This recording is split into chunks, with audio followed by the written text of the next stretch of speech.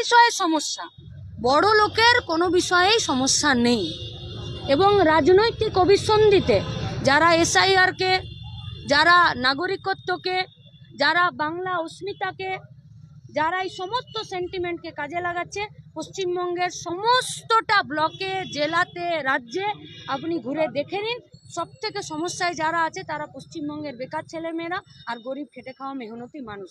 সেখানে আর্থিক বিষয়ে একটা কথা পশ্চিমবঙ্গের না তো বিধানসভায় আছে, না তো জেলায় জেলায় প্রশাসনিক মিটিংয়ে আছে, না তো কোথায় আছে। এই তো 1 তারিখ থেকে গাঁয়ের 100 দিনের কাজ শুরু হবার কথা, কোথায়, কিসের জন্য, কোথায় গেল সেটা?